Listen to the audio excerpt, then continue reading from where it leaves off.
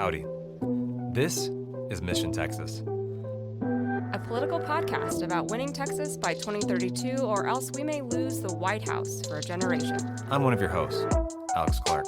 And I am Kate Rumsey. Other podcasts may focus on the day-to-day or the next election, but we are keeping the eyes of Texas on the bigger prize. What happens after the next census? All right, welcome back to Mission Texas. Today we're joined by Rafael Anchia, Chairman Anchia, Representative Anchia, a longtime Dallas area state representative, and someone who's worked shoulder to shoulder with many of the Democrats that are now running statewide. He brings a perspective that few people have. He doesn't just watch these races from the outside. He's served with these candidates in the House, where he's been for over 2 decades now, debated policy with them and seen firsthand how they lead when the cameras are off. So I'm very excited to get into our conversation today. Rafael and I, it feels a little weird to call you Rafael, but is it You okay can call me if I- Rafa if it feels better. Rafa? Okay. Rafa? Okay. I'm very excited to be on with him. He's actually one of the first people I met when I moved to Dallas because of our connection to the law firm Haynes and Boone. Welcome to the pod. Thank you. Thanks for inviting me, Alex. This is really exciting. And Kate, great to see you. I'm really interested in sharing some ideas and experiences with y'all. And congratulations on the pod. We need more of these. Yeah, Thank we're you. trying to build out the ecosystem as an independent media organization here. Yeah. Before we jump into the election, and we want to get all of your insights, take us back a moment because I'm always very interested in people's origin stories. How did you become Representative Angie? How did you get into politics in the first place, and what drove you to that? Almost accidentally. I explained to people that I never thought I would be in politics, never ran for anything really in high school, never on the student council.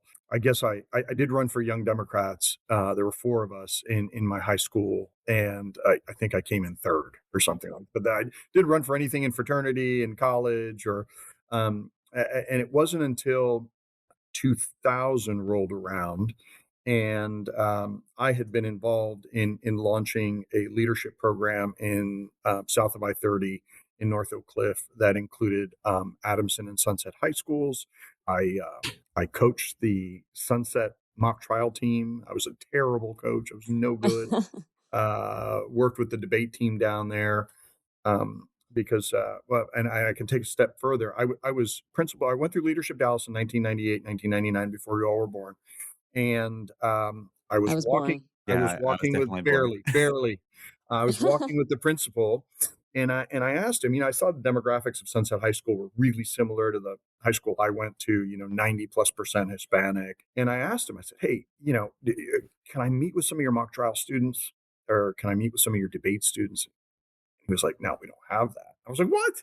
What do you mean you don't have those things? They made such a big difference to me." My neighborhood, I didn't know any lawyers.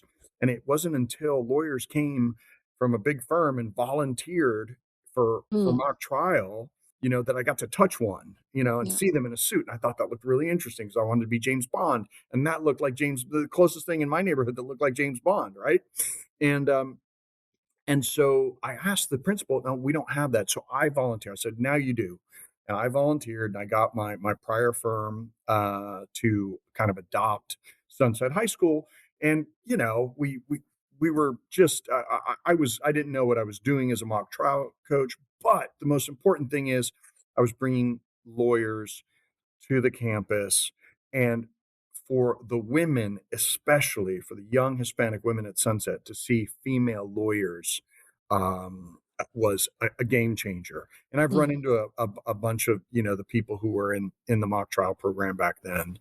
That was so successful that we then launched this leadership program with the sort of the student council kids from Adamson and Sunset, and we would bring them together in a Leadership Dallas style program, and then they had an annual project that they needed to work on to improve community. And we wanted them to see each other as kind of the same, as not rivals, but rather, collaborators, and get them to think about solving problems together. Well, that lasted for a little while. And then I went to a Leadership Dallas breakfast I was sitting next to a friend of mine, John Delander, with whom I saw last night. He's still at DISD. He was then, I think, like the head of communications. And Ron Kirk was the speaker, Mayor Ron Kirk. And Ron had a really pointed speech. He was like, "You leadership Dallas people, you all are just resume builders. You really don't do anything. I'm challenging all of you to Wow. step up." Dallas ISD at the time, there were bills in the legislature to break up Dallas ISD into 4 different districts, right? Too big. It's about to fail. We had 5 superintendents in 5 years. Things were really, really bad. And he said, "You all need to step up." And John tugged on my sleeve and he said, "You need to run." It's like, Huh. I'm on partnership track, bro. What are you talking about? You know, Yeah. and there had been tapings, there had been FBI investigations. One of the superintendents embezzled $19,000 of tacky bedroom furniture, and went to jail, and it was just a mess. But my predecessor in office, Jose Plata, was stepping aside. Mayor Kirk called me in to his office, and you're just a Oh, young lawyer wow. that's sort of disconnected from. And the Yeah. mayor calls you and wants to have a meeting. I hear you've been doing some good stuff down there. I You need to run for this seat. There were a couple people who were rumored to run, and he's like, "You need to run for the seat. You're young. You're a trained lawyer. You have good skills, and you need to do." I was like, super. Ron Kirk, he's a legend. Right. I'm like, Look, you don't wow. have Mayor to Kurt, explain it to me. man. I'm actually a Ron Kirk super fan and have been for a really long time. And Yeah. my people might not believe that, but it's because I went to Austin College Oh, you're a and Ron fighting Mhm. Kirk went to kangaroo. Austin College. And Yeah. then I went to UT Law and he went to UT Law. I'm like, Ron Kirk is like the coolest guy. He was the mayor of Dallas. He was Super Obama's cool. trade representative. Alex is like, I'm running for mayor now. Oh, So you can't make me Good. do that. Yeah, yeah. I thought you all were friends. What happened? yeah. Um, so, Mhm. so, so Ron says, "Listen, I'm going to call the managing partner. Who's the managing partner of the Dallas office of your firm?" I gave him the name. He said, "I'm going to call him," and he did. He called him. He said, "We want this guy to run for office." At the time, my city council person was Laura Miller, with whom I was friendly. My state rep was Steve Woolens, her husband, with whom I was friendly. And before you knew it, I had Laura Miller and Ron Kirk, who didn't like each other, endorsing me, and Steve Woolens endorsing me, and John Wiley Price, who had protested in front of Laura Miller's and Ron Kirk's homes, Wow. endorsing me. So the momentum just started and started and started, and then my predecessor in office, Jose Plata, endorsed me. And it was so accidental. But I tell the young people all the time, I said, find an issue you're passionate about and do it. Like, and in this case, it was me, as the son of a public school teacher, wanting to be involved in public schools. And the only way I knew how to do it and not do it well, but mock trial Yeah. coach, and that sort of snowballed. And then 3 years later, I had been on the ballot twice. There was a funky little law that said all 9 trustees at DISD needed to run again after redistricting. So I served for a 1-year term. We did redistricting. I ran again. We restaggered the terms. So I served 2 abbreviated terms, 3 years. And then Steve Woolens calls me. And he says, "Listen, I'm on my way to WFAA. I'm not going to call anybody else. You and I have worked together as my school board member. I like you. We had collaborated even more by that time." And he said, "You're going to run for state rep." I looked over, and my then wife was pregnant, and I was like, "Oh my gosh!" Yeah. I had already taken a beating financially, for running for office, because my law firm said, "Hey, absolutely, we got a call from the mayor. We think it'd be great for you to run. We're gonna we're gonna put you on a lower billable hour track. We're gonna give you like a 25% cut, and we'll only cut your pay by like 40%."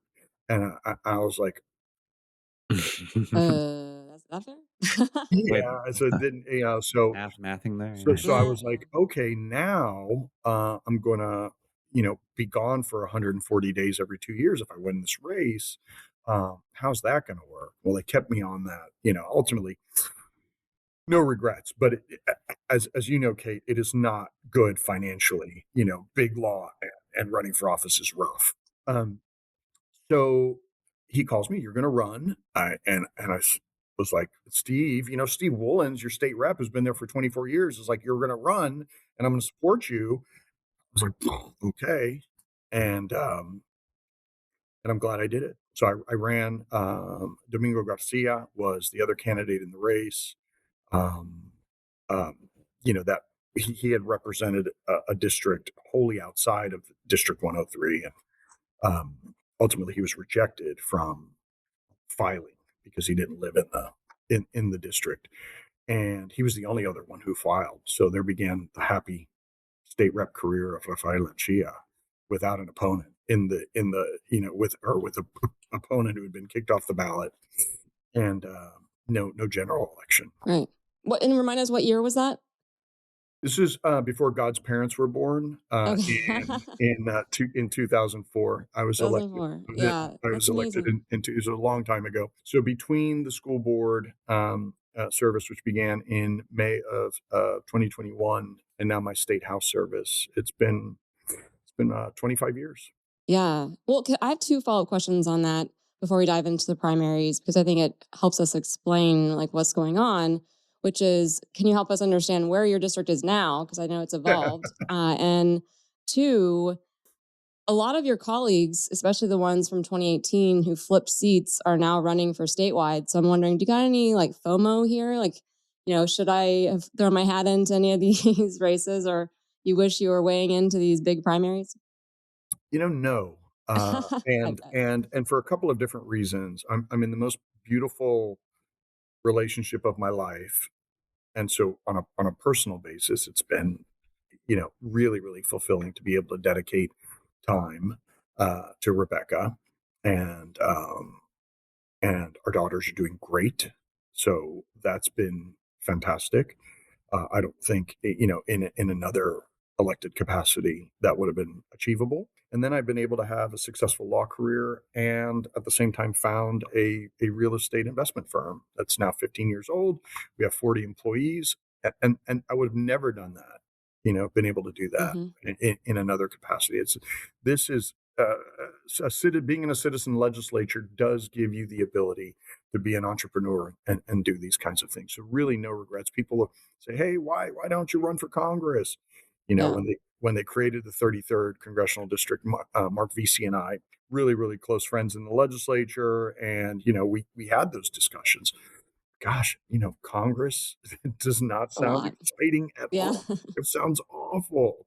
Yeah. And it was less awful back then. Imagine, but I still thought Yeah. it was awful back then.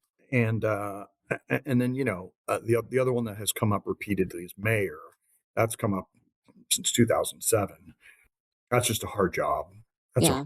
hard job, and it requires, it's treated like a part-time job, but it's No, it's I know. it's And time and a half. yeah, and they all have full-time jobs or jobs they maintain as well. But I understand your district, it covers a lot, even part of my hometown of Carrollton now. Hmm. So, where else is your district these days? So I live in North Oak Cliff, and I've represented different parts of Oak Cliff. Right now the dividing line is Davis Avenue. So if you're like at Norma's, Mm, yeah. on Davis, you're at the southern pole of the district. The district has gone farther down to 12th Street before, so I've represented the Bishop Arts district for a long time, although it's not in the district currently. And then it goes, and I have always represented parts of Irving. Right now, just a sliver of Irving that includes a little bit of Las Colinas and the University of Dallas, the old Texas Stadium site the Cowboys used to play in, Oh, yeah. that I represented. And then it goes out east. I've always represented Oak Lawn, Cedar Springs. Always, always, always, always represented North Park Elm Thicket, which is a traditional African American neighborhood that is kind of boxed between Inwood, Lovers, Mockingbird, and Love Field Airport. Right. Yeah. Uh, I'm very close to that community. Always represented Love Field Airport. Then you go up north, Northwest Dallas, densely packed, multifamily, new immigrant communities. Always represented that Koreatown and the Korean entrepreneurs in Northwest Dallas. And then on, depending on which decade and which redistricting, lots of Farmers Branch and Carrollton. Well, I'm really glad that you picked up Ron Kirk's gauntlet that he threw down at that speech, and you've kept showing up. I mean, it would have been easy to bow out at some point, but you keep showing up and you keep serving, and I think that's great. I Thank would you. like to switch gears now, though. We've had some great recent news as Texas Democrats. What a win in Senate District 9. Yeah. Incredible, incredible. And, I had met Taylor on a couple of different occasions. When I had my Texas OU fundraiser, he showed up just to meet me. I was like, wow, this guy's cool. And then, but I wasn't connected with the campaign necessarily. After he got through the first round, everybody's eyes opened up and said, okay, this could be real. But we always thought it was going to be a squeaker. We always Hmm. thought, oh, this is, this picks up some pretty radical parts of Tarrant County where, there's Patriot Mobile and, Yeah. and Tim Dunn and his crew have invested a lot of money and turned school districts around. This is Tim O'Hare. Gosh, Yeah. what are we really going to achieve here? But so I went to I went to walk with him right before the election in heavy Hispanic areas. Took my whole team, and I got to be honest with you, it was right after the freeze. I did not expect for him to win. I mean, Wow. the hitting Hispanic doors is hard because you're there in the middle of the day. It gets dark at 5, right? So you're walking 2 to 5. Nobody's home. Everybody's Yeah. working, you know? Hmm. They get some People have seniors. jobs. Yeah, everybody's working, like either their first or their second job, right? And then, and if you've been to parts of the district I represent, like Ledbetter, Eagle Ford, there are iron fences in front of the houses, and there's usually at least one or two very large dogs, right? So you're trying to get to the door, and it's hard. The freeze had just happened, so people were still there was still ice on the ground when we were walking, and I said, "Oh man, Yeah. this is going to be tough. Rough. This is going to be tough." A lot of early vote got cannibalized by the freeze, so that was rough. I said, "Man," and then to see on election night, um, forget a squeaker, a 30-point swing Yeah, in that district and a crazy. 13-point win outright. Somebody told me, one of the old heads in the legislature told me that a 5-point win electorally is an ass kicking. Yeah. Anything Yeah. north of that is a wipeout. Yeah. Yeah. I mean, this was a wipeout. Right. Yes. For him to go plus 13, I mean, he went plus 30, but for him to win by 13, Yeah. destroyed. I mean, Absolutely. and I Uh, was just on a call earlier today with some folks out of Washington, and I mean, like alarm bells are Mhm. going I off. hope They're so. freaking the hell out, and talking about how that impacts how it impacts the Republican strategy in the senatorial. What it Hmm. looks like for expenditure of funds, what it means for places like Maine and Alaska, and the allocation of dollars. It's incredible what's happening. Yeah, in an interview I saw after he was elected, Senator-elect Rehmet attributed it to his message of unity and not running against Republicans, but running on working class issues. Hmm. I mean, that seems pretty compelling to me, but do you have any other insights into what do you think was behind all this? Like what was different to make a plus 17 Trump district turn into a plus 13, 14, Taylor Rehmet district? I always say it starts with the candidate, right? Hmm. Is Does this candidate fit the district? And Mm. he's out of central casting, right? Yeah. He's the head of the machinists union, works over there by Lockheed, Right. right? The Yeah. economic engine of Tarrant County. And an Air So Force veteran. he's a veteran. He's a veteran, so he can speak with gravitas and clarity about these working class issues. And then on all the lit that we were dropping, he has this cowboy hat on. He looks like just like out of central casting. He looks great. Like all the text on the lit, which was a little bit dense for my taste, but the text was about working class issues. It wasn't race, wasn't ethnicity, you know, he was smart enough to be able to navigate the stickiness of folks, demanding a dismantling of ICE and having a responsible answer that, hey, we'll always need interior immigration enforcement. Yeah. That's a non-negotiable because people want to hurt us. Yeah. They want to hurt Mhm. the United States, and we love America, and we need to stop the bad guys, but at the same time, talk about reform of what Mhm. has become a rogue agency. And so he didn't fall for any of the traps that sometimes our candidates fall for. Mhm. And Mhm. he stayed on message, Right. message discipline, candidate straight out of central casting.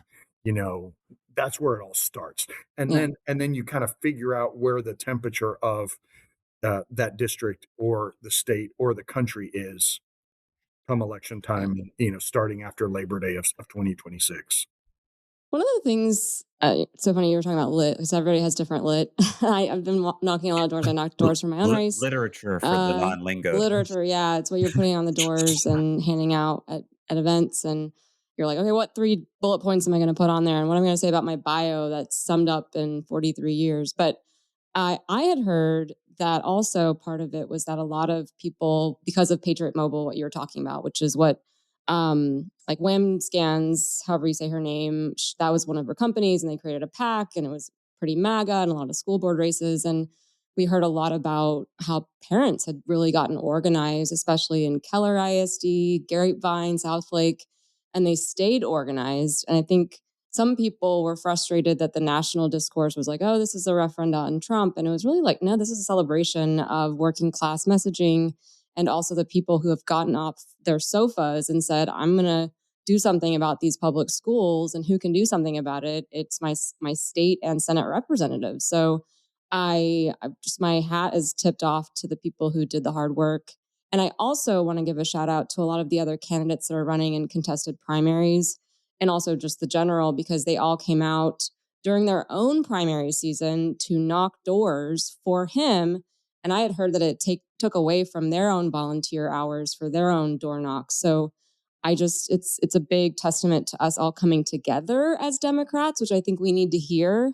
Like, yeah, Rafa is giving a brain explosion emoji. And it's so important because, as we'll talk about later about the Senate race, like we should be celebrating these come together moments and showing how we as Democrats can do that. And people should be with us and get off the couch, put the blue jersey on, as we've said, and that it's a warm tent. You're welcome, especially in Tarrant County, which is where even Stephen Bannon is saying that like this is ground zero for the country. So we are definitely proponents of Tarrant County. We are supporters of Allison Campolo and all those candidates out there. So, anyways, I just wanted to give that shout out. But And I mean, and can it's I offer, sorry, not to cut you off, I'd like to no, offer a couple more shout outs. Shout oh, out to Beau absolutely. French, shout out to Tim O'Hare, shout Thank out you. Yeah, shout out to Greg Abbott and Mike Morath. All politics are local. When they announced the Fort Worth ISD takeover during election season, yeah, I mean, you talk about a gift. The, Yeah. the, the reason those families stayed engaged is that they wanted to split. All the MAGA guys wanted to split Keller. They're like, hey, yep, we live here for a reason. We love our public schools. yeah, Then Morath and Abbott say, hey, we're gonna take over Fort Worth ISD, and people are like, what the hell?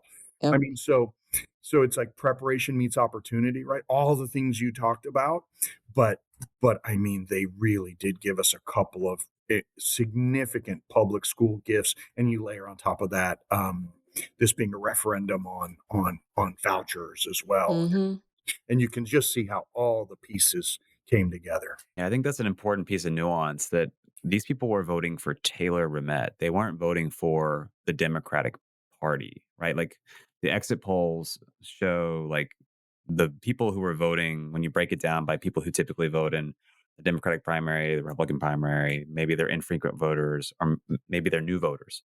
Like Taylor outperformed across, like just mathematically, he had to have win that big. Right. yeah, And so I think it's important to remember in the broader context that we're actually at a banner year for people who are like independent.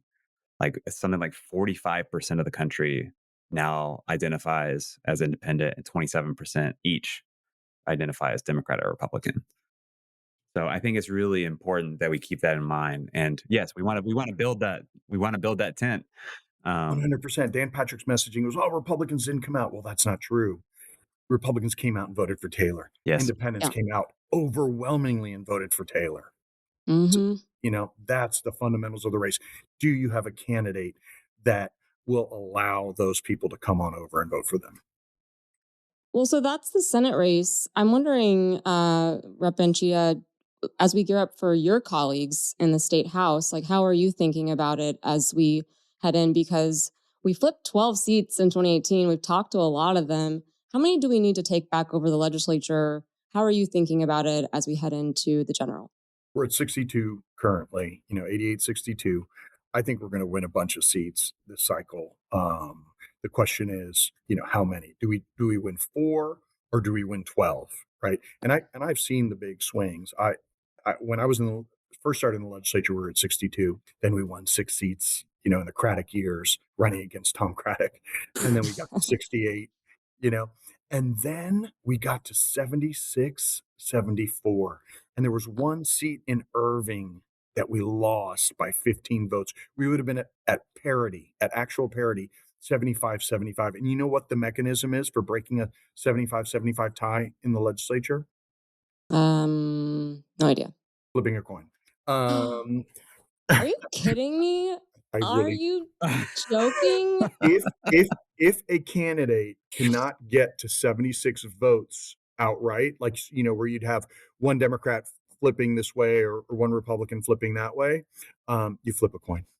Crazy. Wow. Yep.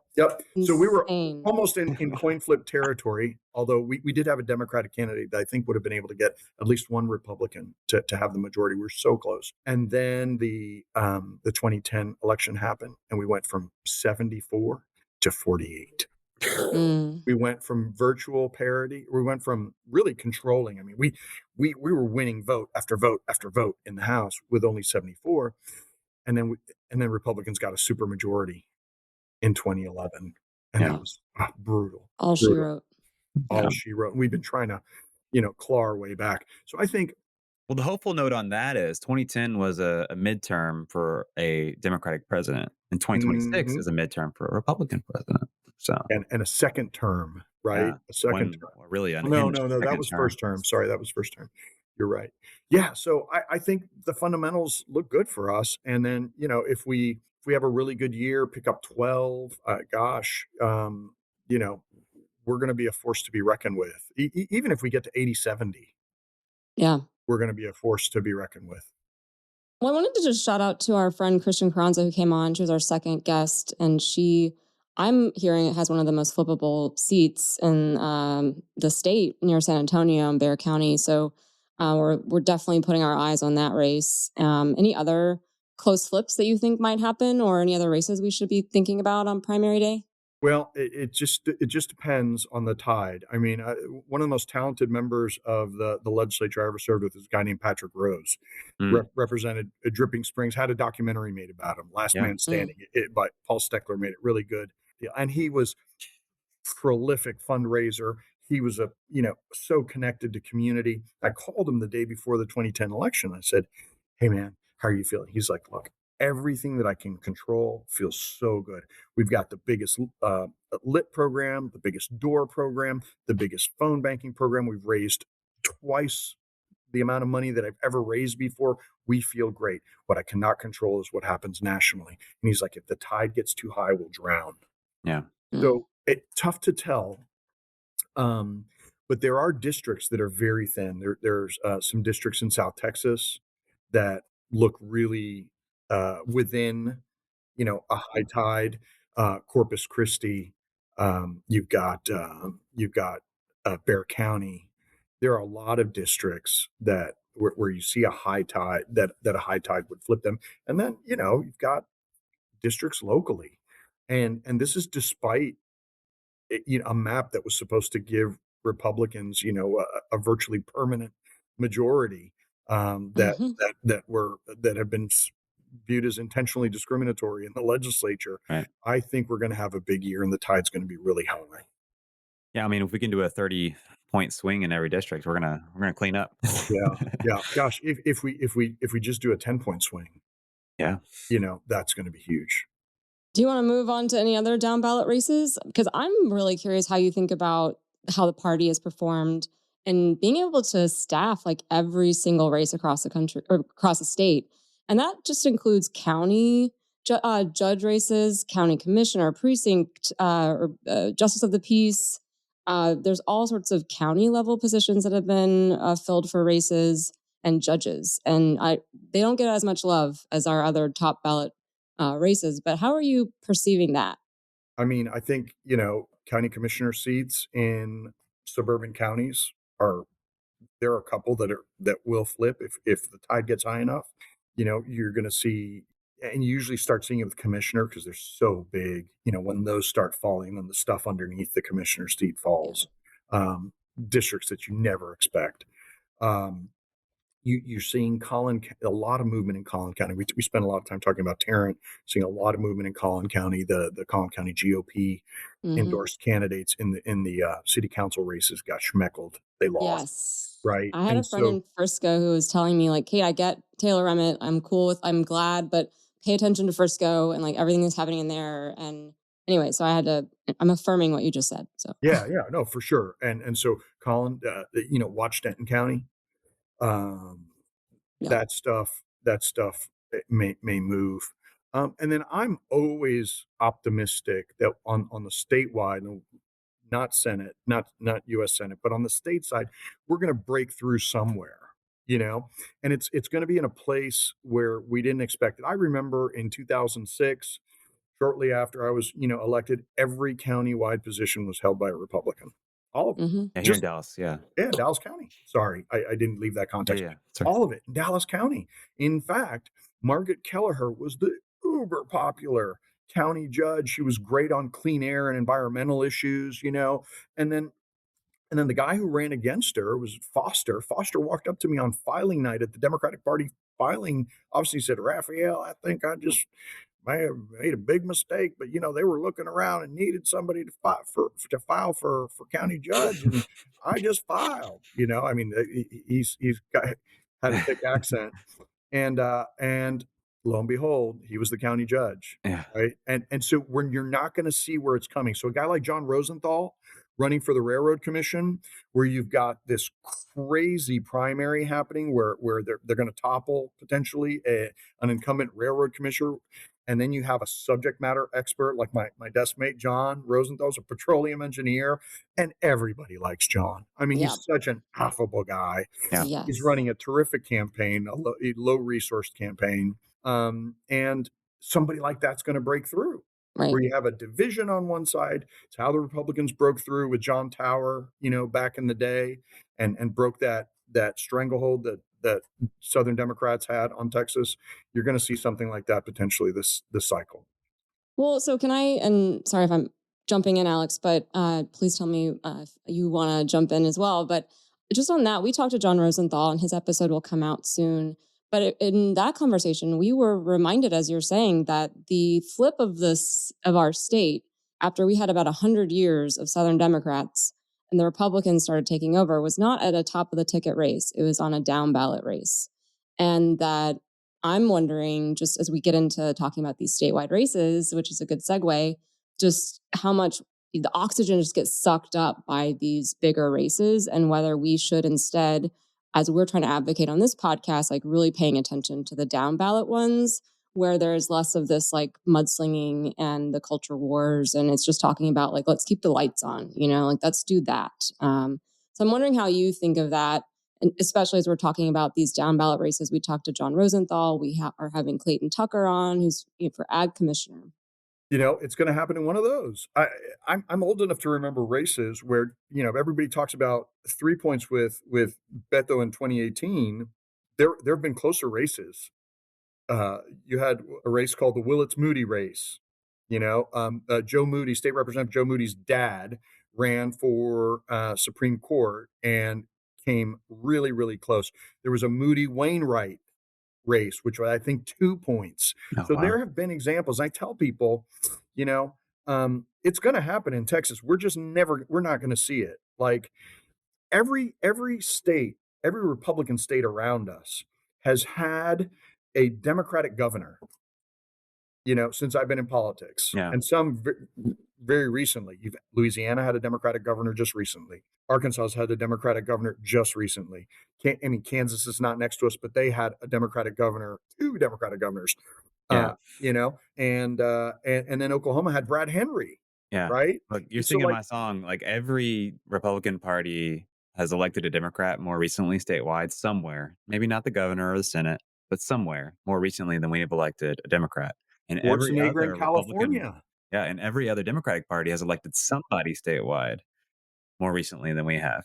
So there's really no good reason for that because those states aren't like less conservative than us. Better, yeah. They're more they're more conservative than us. Like Kentucky has like a 30-point Trump state and it has a Democratic governor right now.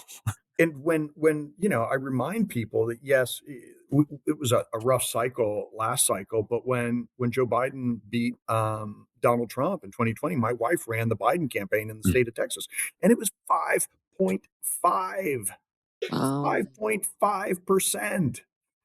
If I mean, if a Republican came within 5 points of winning California, do you know how excited the Republican Party would be and how many resources they would pour in to take California? no question. Where was the cavalry after Biden came within 5 points of Texas? And Rebecca did it with like a $2 million budget or That's what I'm something, like, saying. Wow. obscene. Like she it was, it was an interesting cocktail, but something like that's going to hit. Like the timing comptroller, right? Sarah Mhm. Eckhart can break through down there. The comptroller, it's a really important position. They're having a bloody primary right now. Don Huffines wins the comptroller's race. What? If that happens, it's on. Yeah. Like it is so on. Well, Yeah. let's talk about the statewide. We can just march from the bottom of the ballot up, at least just for the contested ones. Obviously, if you're uncontested like a Clayton Tucker or John Rosenthal, we wish you well. You're the nominee. Yeah. Congratulations. Congrats. But I just have a sample ballot up in front of me. It looks like Justice Supreme Court place 7. We have a fight between Kristen Hawkins and Gordon Goodman. Any thoughts there? No. No. Okay, moving on. Well, just go through them, and if I have thoughts, I'll chime Yeah. in. Chief Justice Supreme Court Corey Carlisle, Maggie Ellis. All right. Wish them luck. Commissioner of the General Land Office, Jose Loya and Benjamin Flores. I don't know anything about Benjamin Flores, but I know Jose Loya is getting a lot of attention because of his union credentials. He's kind of Okay.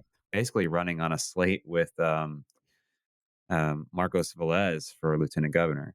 But that's all I really know about him so far. So Right. okay, well, comptroller, public accounts, Savant Moore, Sarah Eckhart, who you mentioned, and Michael Lang. Yeah, I mean, Sarah, I just know Sarah from being county judge, Down in Travis County, right?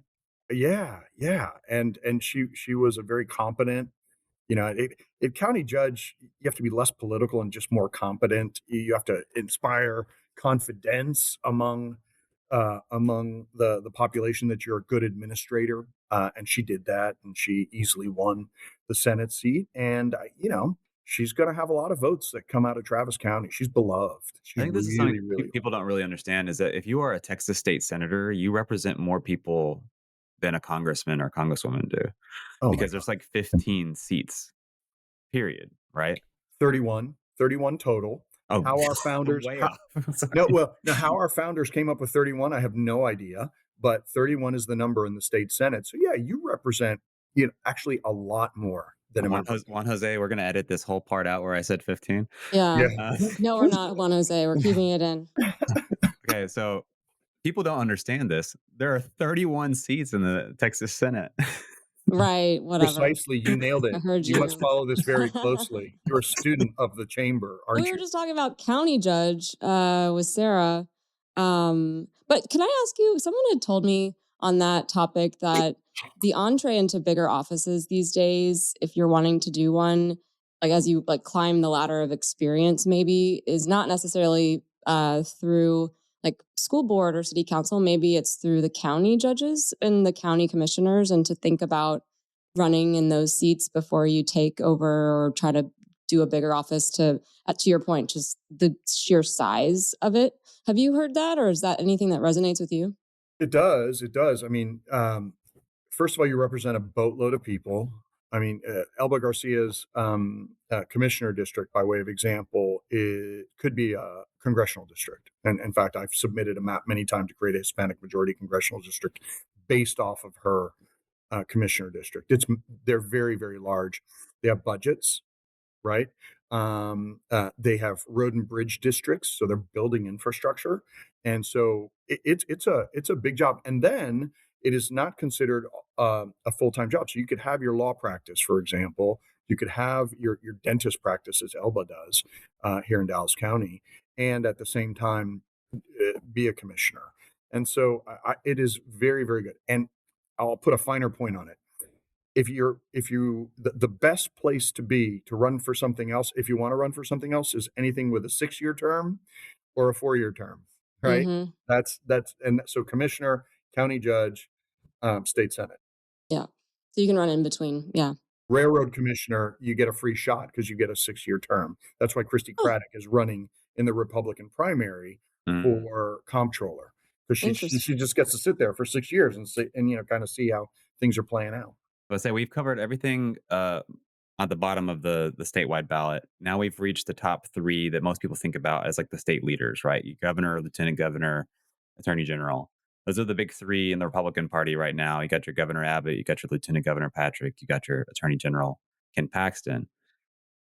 I get kind of annoyed as an attorney whenever the Supreme Court comes out with an opinion, and then one of those three guys will put out a press release, and then the Texas Supreme Court will be like, "Oh, actually, we've reconsidered our position now that the bosses have said so."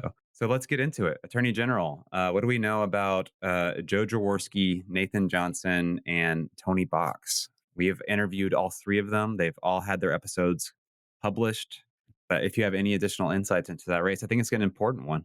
I mean, very important. I'm biased here. Nathan and I have known each other. I practiced law for a while with his former wife. Our kids grew up together to like preschool together. So I've just known him for a long, long time.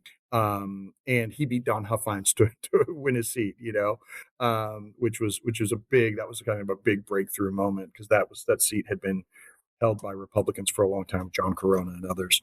And so I'm a big Nathan Johnson fan, just on a personal level. Joe Jaworski seems nice enough. That the race has been a little bit snippy, maybe, Mm-hmm. but it's so low volume, it never, you never pick up on it. And I don't know.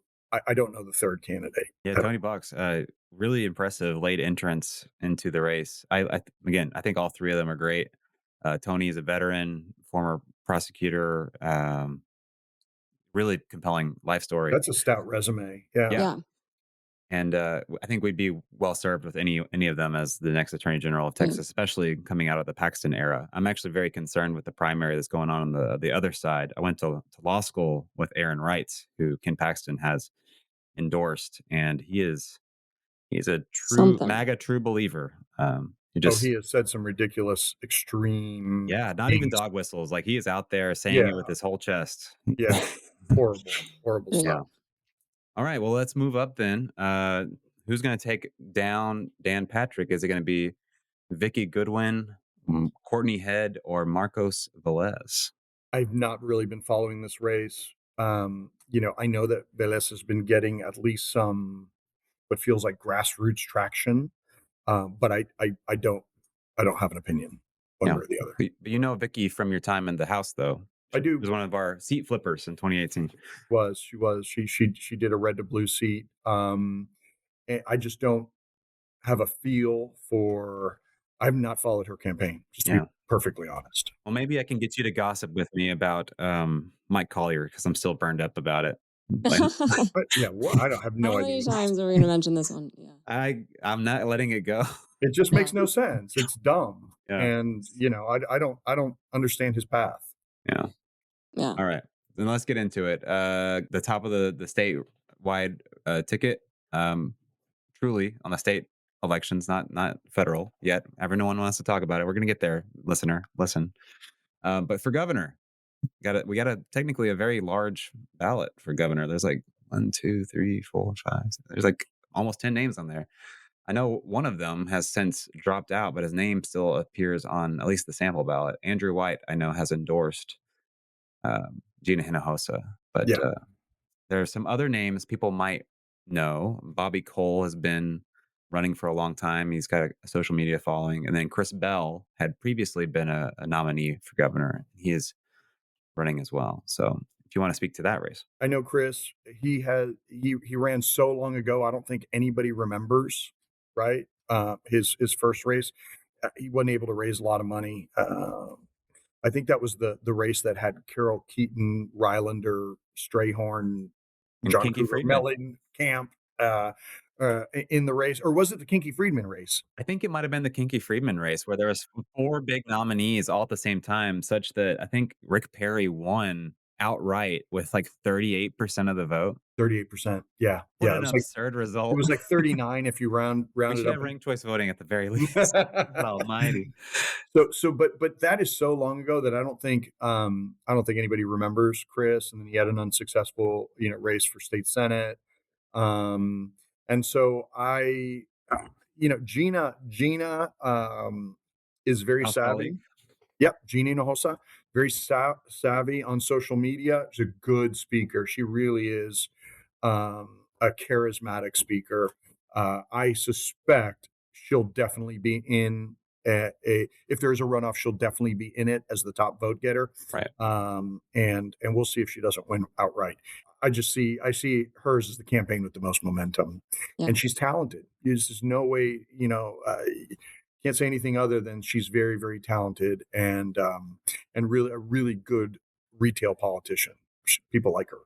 One of the things that I got to talk to her when I was running in my state house race, and when I was being prepped over her, everyone said she's the biggest pro public ed person probably in the house. She also just, I mean, everything having to do that. I heard that she was, I don't know if she's really talking about it in this race, like anti-charter, obviously anti-voucher, like that is like her tirade. And that's one of the things that I'd heard so much about her. And it seems to be true. And it's resonating, I think, with voters as well. Yeah, yeah. She, I don't know about the most. Alma Allen's big, public ed champion. James Yeah. Talarico's big public ed champion, but she is among the leaders on pub ed. Well, how is this for a transition?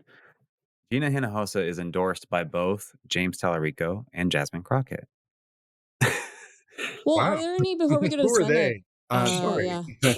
Have you Before heard we of go them? to yeah, are there? So I know there's some congressional races. We haven't really talked about that before the Senate, and it kind of is relevant because the biggest congressional race in this area is the one between that was a part of the redistricting. Mark Veazey's district 33. It got redistricted, and then he stepped down.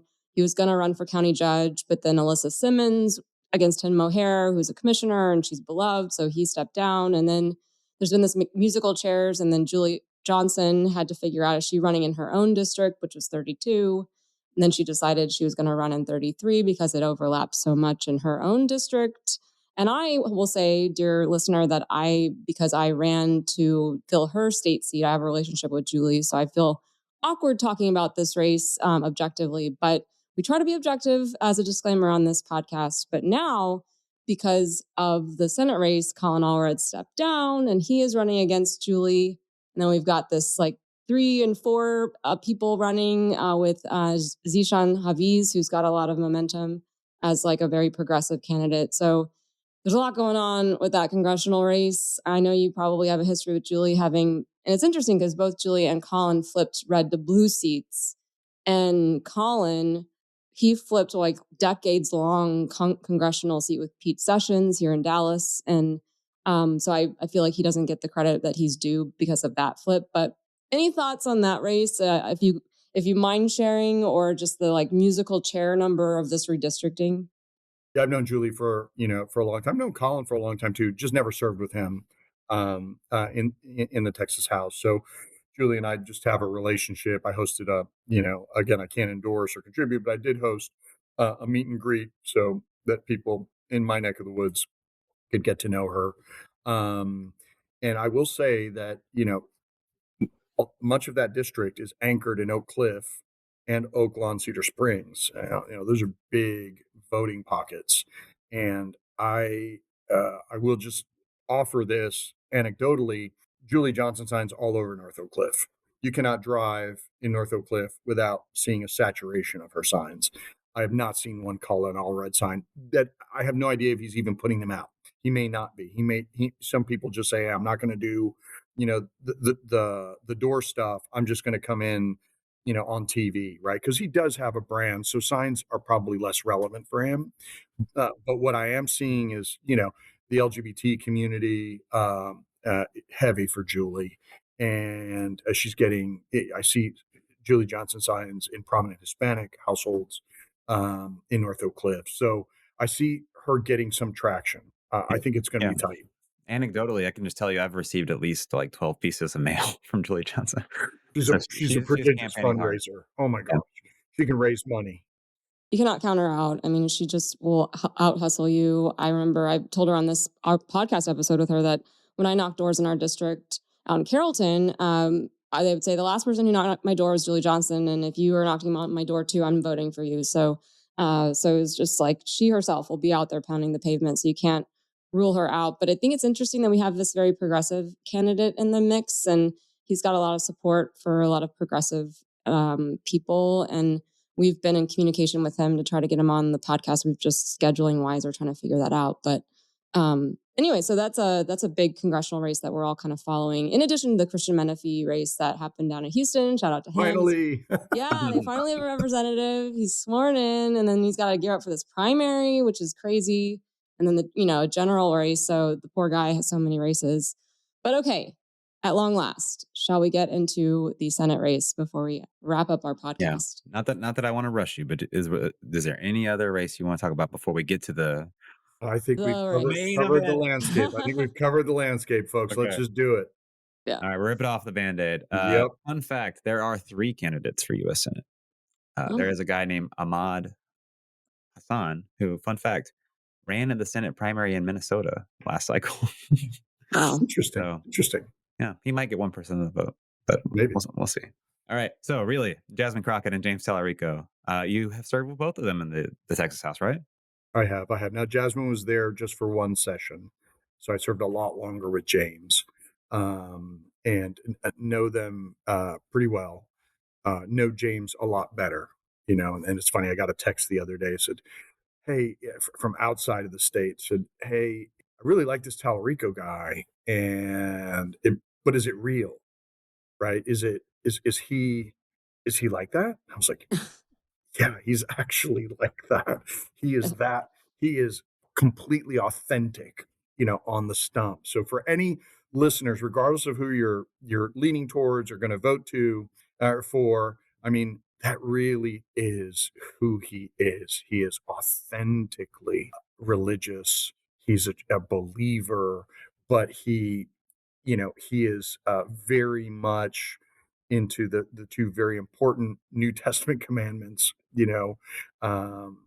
from Jesus. This is love your neighbor, right? And love me, love me and love your neighbor. I mean, like James is more Beatitudes than Old Testament, right? That's where his head is at. And he just believes it with all his heart. And oftentimes, both he and I, during this last session, especially in response to some of the anti-LGBT bills, we would take the floor and talk about, how our faith causes us to be against these bills. And in one case, I go to worship at the Cathedral of Hope every once in a while. Really love that's an open and affirming congregation in the district I represent. So I'll go there, and the pastor there often talks about Jesus's radical inclusivity. Mm-hmm. Radical, like an inclusivity that was not seen in the time. Right? He went out of his way to embrace people who were marginalized. And I It's said, still radical. It's still radical. And I said, that's the Jesus I walk with. Yep. Right? That's the one. That's the one who gets me excited and fires me up and causes me to have faith. Well, James is the same kind of way. And I can't tell you how many. I literally was called a wolf in sheep's clothing and told I was going to go to hell, that I was not going to get into heaven. I may have gone, maybe they were saying I was going to go to purgatory. There you go. And I may go to, I may not go to heaven, but it won't be for this reason. Okay. Yeah. It will not be because, I was against the anti-LGBT bills. But it is, and it's so refreshing to see somebody on our side to be able to speak with authority on, on matters of faith in a way that we all know in our hearts to be true. And gosh, I was told by a non-believer one time, it's like, hey, I am not one of the faithful, but gosh, Jesus is someone I'd want to model my life after, right? Hmm. I think that messaging of loving one's neighbor and caring about one's neighbor and really wanting to uplift people is powerful, and it is so on our hard drives that it just transcends. It actually transcends faith traditions. It transcends party affiliation, it transcends socioeconomic class. Very, very powerful. Well, a lot has happened in the last couple of weeks with that race. We can't obviously go without talking a little bit about it. And there's been some negativity, and there's been some things that have been said that Talarico said, and it saddens me that we're talking about that right now in this race. And I wonder how you feel about it, because as we went kind of at the top of this segment about Taylor Rehmet and his race, I wish we were talking about that. Like, I wish we were talking about that. And it saddens me that we are kind of down in the mudslinging. But to be fair to, I think, some of the people that were putting out this content, a lot of them probably feel very strongly about Black representation and having people represent the Black vote, that they feel like they haven't been heard, and that this is such an incredibly important year that they need to be saying this. I just was wondering about like timing of all of this, and why it's coming out now, and I guess ahead of early vote so people can make decisions. But I have to say, I was proud of Colin Allred, at least for saying something in his defense. Like, I thought it was like, oh, there's the Colin who flipped a seat, like that's the guy. And because I think he's getting a lot of licks for his Senate campaign. So anyways, those are my 2 cents. I don't begrudge the content creators for what they put out. And I know that Jasmine Crockett has a lot of surrogates, and I'm a big fan of hers. I'm a big fan of James's, and I've had great interactions, as you said, Rep and Chia. Like, I've had very authentic conversations with both of them, and my dad even got to meet Jasmine Crockett once because he really wanted to meet her at the Stonewall Democrats like endorsement forum, and I just have to give her a shout out because a guy at Stonewall was like, "Hey, Jasmine, like this guy wants to come meet you because his daughter's running." And she was like, "Yeah," like, and so just met my dad in like the parking lot of the Stonewall Democrats forum. So that's just like so her, and I love that about her. And also as being like a female lawyer in this area. So, but anyways, I just wish that I hope that we can have a kumbaya moment after all of this, and we can kind of like come together and say like we are a cause that people should rally behind, like we did in SD9. Gosh, So, I hope so. I hope so. I actually think so. We're all high information insiders, right? So we follow this stuff on social media. I promise you, the population at large, those November voters, an overwhelming majority of them will not even be aware. And if they were aware, they're going to forget it in like a month. yeah. Right. I mean, even the quorum break, we had people that were wringing their hands and gnashing their teeth about strategy. I said, we're going to be, it was like August. I said, by Labor Day, people are going to forget about us. They're not even going to remember that this happened. And I think that's what's going to happen vis-a-vis the center. I think this hurts Colin, candidly. I mean, this is, I think, the backlash that I've Mm, seen. Again, this is anecdotal, so it's not tested in numbers. It used to be that if you thought somebody disrespected you, and you played in the same sandbox, you'd just pick up the phone if it bothered you that much, and you'd call them and say, "Hey, what did you say?" And I think James would have said something like, "Hey, I called you your campaign mediocre, man. I'm super sorry about that, but that's how I feel." And for 2 years, by the way, that's what I've heard from every Democrat that I've run into. And I right. always defend Colin because I'm like, you know what the worst campaign is? The Democrat who just lost statewide in Right. Texas. That's always the worst They're campaign. always going to get the, yeah, beat up Right. I always defend Colin on that because it is, first of all, I've never put my name on a statewide campaign, so respect for doing it. Yep. Number two, and I texted him right after. I said, I know you're catching a lot of heat, but thank you for having done it. He raised a historic amount, but nobody in the Democratic ecosystem, thinks anything but that it was a suboptimal campaign. I happen to think it was just a bad year. Yeah. It was just a bad year, and he overperformed in certain places. But what I think is going to hurt him, and people are going to in the ecosystem are just going to remember him for what felt a little petulant Yeah. as a response. Right. Pick up the phone, call him. It felt petulant and it felt weird because I also know Colin, and that didn't feel like him. Oh. Right? Maybe the reaction you had that he got fiery Yeah. is also the reaction I had that this doesn't seem like him.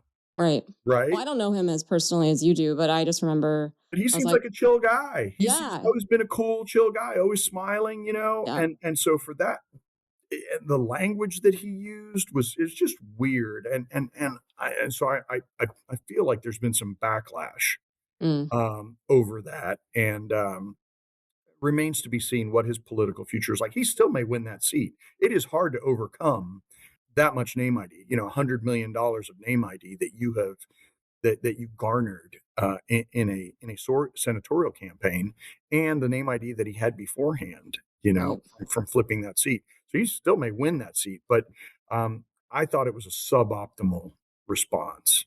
yeah, By the way, I also didn't like James's response. You yeah, know, he totally took the high ground. I'm like, homeboy, this is a Senate campaign.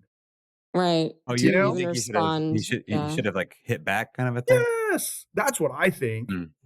But he took the freaking James High Road. Oh my gosh, this is and I would not have. I would have been like, hey, you have my cell phone number. The last text I had from you was 2 weeks ago. You could pick up the phone. yeah, Mhm. Is that come on. The last point I'll make about it is, content creators do not have any editorial standards. Zero. And if you're and if you're a content creator that who's already come out and said, hey, I'm supporting a particular candidate, and then you attack the opposite candidate, are we in an age where we're giving that credence and legitimacy Yeah. as the mainstream media, by the way, did? yeah, And you had stories pick it up, and yeah, I had a content creator say something about me, and I was like, you know what? That's just flat out wrong, and you yeah, clearly don't know what you're talking about. Didn't even respond because I thought it was so dumb. But they do not have to fact check. hmm, They just don't, and so you really need to take it with a grain of salt. And the last thing I'd say about it is, hey, Twitter and Instagram are not real life. We are amen, operating in this ecosystem where we only care. Yeah. yeah, And free tip to all candidates and future candidates who are listening. If a content creator says they want to have an off the record conversation, it is not off the Oh my record. yeah. gosh. Well, I mean, and to be fair, like we're content creators sort of on this podcast. So, we're sort of media but we want to be, if we say something wrong, please check us. Like, please email us, Yeah. missiontexaspodcast@gmail.com, DM us. I think it's important to have a dialogue at least, because Yeah. this is where people are at. Like they're on TikTok, they're on Instagram, they're on Threads. But it was interesting. I sent an article to Alex this morning from the Texas Tribune talking about this and the role of influencers and content creators. And that's a large part why we created this podcast, is so that we can lend a voice to this space. And, we both come from different backgrounds within the party, and we both are veterans, and I have a security clearance still. I'm still in the military. So, we have standards of trying to be try to be neutral and try to be an open space and have a dialogue. And if any of these content creators are listening to this, like I hope to have you on. I've asked one of them to be on or have a coffee and let's talk about these things, because we're all in this together. We're all like, we have a common enemy, and we got to like rally behind that come November. If I tried to hire you guys to be my content creators, would you take money from me? No. No, No, right? No. no, And so a lot of that is happening online, and not just in campaigns. Like the grift, among the MAGAs, on content is incredible. It's totally corrupt. And I think on our side too, content creators are taking money. Yeah, candidly, we've lost money on this endeavor. Yeah, Congratulations. That's how it should be. we have not raised money on this. We have paid our way on this with our blood and money, elbow grease. Time, So talent, and treasure. yeah, whatever we have. Yeah. Well, I guess that's it for the. Thank you for those words and your candor, Rep. Anchia. Um, should we do our good news as a way to go back up instead of down? Yeah, palate cleanser. What's something good that's going on in your life? We all got to get better as Democrats about sharing the good news. So let's just hear something good out there.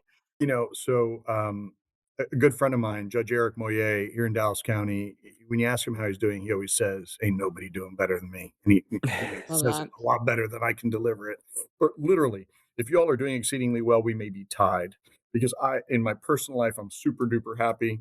On this check-in, I would just say I'm so proud of both our daughters. They're doing great. One's about to graduate from college. She's, interviewing.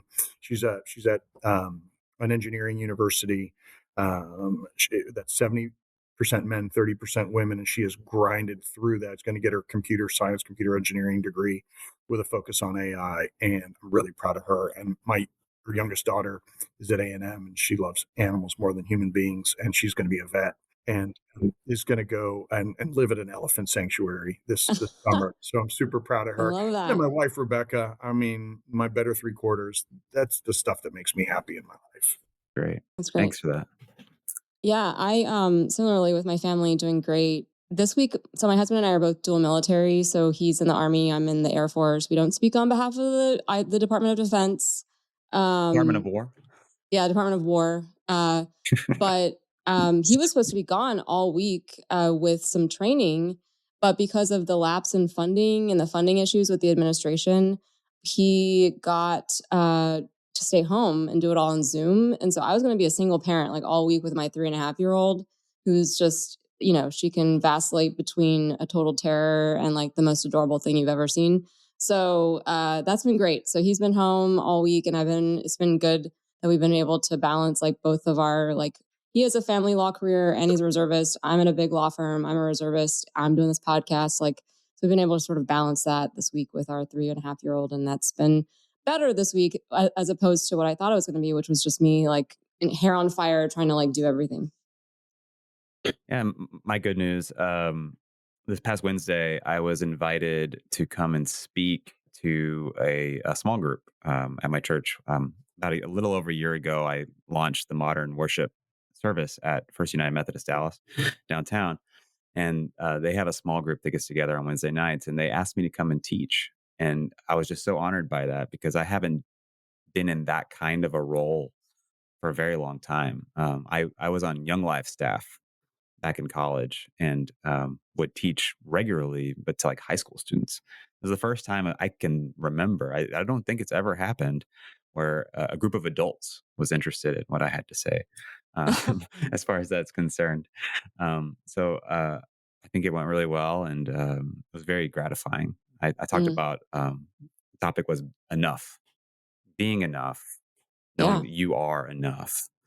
A man who has God and everything else has no more than someone who has God, right? Hmm. A C.S. Lewis quote. And then also just having enough. Like, what does it mean to have enough? Like the constant search for more, striving, more validation, more clicks, more money, more everything. Like, when will it ever be enough? Um, Yeah. and I thought that was such a fun experience to get to share on that. Yeah. Well, thank you, Alex, and thank you, Rep. Anchia. So, Rep. Anchia, we got the last word. We didn't talk about this really over the podcast in the last few minutes, but what do you think it's going to take to really flip Texas? Is it messaging? Is it infrastructure? Is it the right candidate, like you said earlier? Like, what do you think it's going to take? How do you think people can get involved the best way? Hey, everybody. Early voting starts right around the corner, right? Yeah. Check your registration. I mean, people are like going crazy right now in this era of Trump. What can I do? Well, there's something very simple. You can start by voting regularly. So check your registration to make sure it's up to date. Make sure that you know where your polling location is. Here in Dallas County, we have vote centers that you can go to. February 17th, early voting starts, and it continues until the 27th. So we've got 10 days where you can do it. Make a plan today. And if you say, hey, I'm hell bent to vote on election day, that's going to be March 3rd. Block it off on your calendar. Know exactly when you're going to go do it. My wife and I know exactly where we're going to be on the first day of early vote, at 9 a.m. We're going to go to breakfast together, and then we're going to go vote. It's going to be a date. Do that. Do Romantic. that I like now. that. Breakfasts Very are romantic. those are our favorite dates. Yeah. So like that's what it's going to take. That's what it's going to take, everybody. We have personal responsibility here. It's our civic duty. Yes. And you can do something about what's happening in our country. And then, of course, all the other things we discussed, good candidates, donate to candidates that get you excited, that touch your heart, that you believe in, you think you're sincere. Do that too. But start with voting, and it's right around the corner. Yep. Well, we're a low voter turnout state, so that resonates with me, and we got to get more voters out. So, Representative Anchia, thank you so much. If people want to follow you or support you, where can they find you? I come in spicy on Twitter. Oh. And Instagram is more curated by my team. Although my wife is really urging me to do less and less and less and less spiciness on Twitter, which I'm, but if you look at my drafts of my unsent messages, oh my gosh, it's yeah. Wow. So sometimes the Holy Spirit's inside of me, and I want to pop off a tweet, and I was like, babe, read this, and she's like, no, do Absolutely not not. do this. Gentleness, So and patience, I self-control, right? my Instagram is much more beautifully curated by my team. They're much more visual than I am. But those are two really good places to follow me. And then it's RafaelAnchia.com. I'm the only Rafael in the Texas legislature. Reach out to me. Very easy to find me. I'm one of two Rafaels in Texas politics. That goes by Oh, yeah. Rafael. The other one goes by Ted. So it's easy to find me. Really That's a good easy to one. find me. I'm glad that joke still lands. Thanks. Yes, I I knew got where it. you were going there. Yeah. Yeah. Canadian citizen cruise. Rafael Edward Cruz. Yes. Yes. Well, thank you so much. That wraps up our special primary episode. We'll see our listeners next week, and God bless Texas. God bless Texas. You can follow us on all socials at Mission Texas Podcast. Email us at missiontexaspodcast@gmail.com. This episode is edited by Juan Jose Flores. Our music bumper is by Adam Pickerel, and our cover art is by Tina Sohn.